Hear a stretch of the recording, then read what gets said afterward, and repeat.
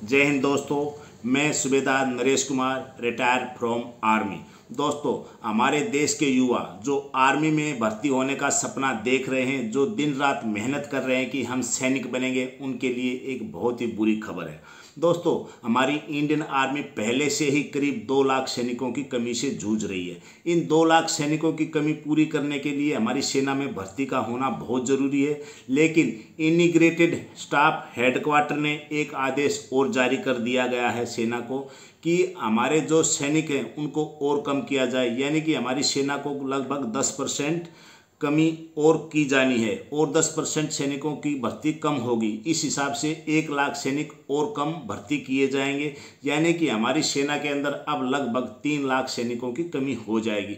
दोस्तों, पहले 1 rank 1 pension लागू कर दिया गया गवर्नमेंट ने अपना लाभ लेने के लिए, राजनीतिक फायदा उठाने के लिए, और अग्निवीर योजना लागू कर दी। जबकि इस अग्निवीर योजना से कोई भी अधिकारी, कोई भी सैनिक, कोई भी जो सेना से जुड़ा है, कोई भी बंदा खुश नहीं है।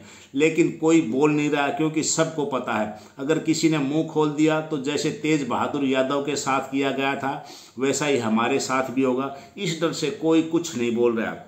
लेकिन दोस्तों, ये हमारी जो कमी है सेना की, इसको कैसे पूरा किया जाएगा? पहले लगभग 3 साल तक कोई भर्ती नहीं हुई और उसका बहाना कर दिया गया कोरोना। उसके बाद अग्निवीर लागू कर दिया गया ताकि पेंशन न देने पड़े। अभी हमारे राजनेताओं का कहना है कि सेना के ऊपर बहुत ज़्यादा खर्चा हो रहा है, इस खर्च को बचाने के लिए अग्निवीर योजना लागू की गई ताकि पेंशन न देना पड़े, ताकि बजट कम रहे। अब 2 लाख सैनिकों की कमी होने के बावजूद अभी 1 लाख सैनिकों को और कम किया जा रहा है। दोस्तों, ये राजनेता, हमारी इस इंडियन आर्मी के अंदर किसी का भी हस्तक्षेप नहीं होना चाहिए, लेकिन अब ये राजनीति सेना के अंदर भी घुस गई है। जबकि सेना के अंदर राजनीति नहीं होती, लेकिन सबसे ज़्यादा जो राजनीति होती है वो सेना के ऊपर ही होती है। राजनेताओं ने 1 रैंक 1 पेंशन योजना लागू तो कर दी, लेकिन इस योजना को लागू करने से 25,000 करोड़ का जो गवर्नमेंट के ऊपर भार पड़ा है, उस भार को कम करने के लिए इन्होंने अग्निवीर योजना लागू कर दी। अभी 1 लाख सैनिकों की कमी और कर रहे हैं।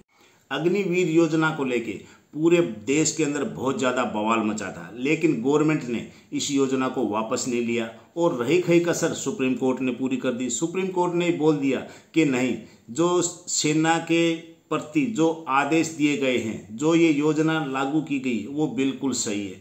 और जिन नौजवानों की भर्ती बीच में ही थी, जिनका फिजिकल हो गया था, जिनका रिटन टेस्ट हो गया था, जिनका सिर्फ लिस्ट लगना बाकी था, सिर्फ जो कि ये सोच रहे थे कि हम तो सैनिक बन ही जाएंगे, क्योंकि सेना के अंदर जिस नौजवान के पास NCC का सर्टिफिकेट था उसका रिटन टेस्ट नहीं होता था, वो नौजवान तो 100% सैनिक बन ही जाता था। लेकिन उन बंदों के सपने थे कि हाँ, हम तो सैनिक बन ही गए हैं। लेकिन इस गवर्नमेंट ने अग्निवीर योजना लागू कर दी, जिससे पूरे देश के अंदर बहुत बवाल मचा। बहुत से नौजवानों ने तो आत्महत्या भी कर ली थी, लेकिन इस योजना को वापस नहीं लिया गया।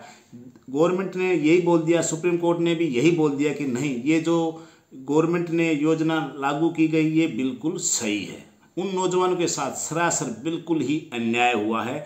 जो नौजवान इस भर्ती के अंदर थे, जिन्होंने इस भर्ती के अंदर फिजिकल किया था, मेडिकल किया था, जिनका रिटन टेस्ट भी हो गया था, उन नौजवानों के साथ बहुत ही बुरा हुआ था। और अब सबसे बुरा हो रहा है जो हमारे नौजवान भर्ती की तैयारी कर रहे हैं। अग्निवीर योजना लागू कर दी गई है, सैनिकों को कम किया जा रहा है।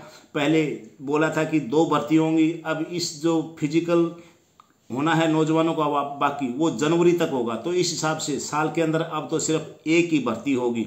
एज लिमिट भी कम कर दिया गया। दोस्तों, हमारी देश की सेना के साथ आजकल जो ये राजनेता कर रहे हैं, आप लोगों का क्या ख्याल है? क्या ये सही है या गलत है? आप प्लीज़ कमेंट्स करके बताइए और हमारे चैनल के साथ जुड़े रहिए। सेना से संबंधित और जानकारी लेने के लिए, आर्मी की भर्ती के बारे में जानकारी लेने के लिए, क्योंकि हम अपने चैनल पे ज़्यादा से ज़्यादा रिक्रूटमेंट की, आर्मी से रिलेटेड जो भी भर्ती होती है उनकी सूचना देते रहते हैं, उनकी वीडियो डालते रहते हैं। जय हिंद। मैं आपका दोस्त सूबेदार नरेश कुमार।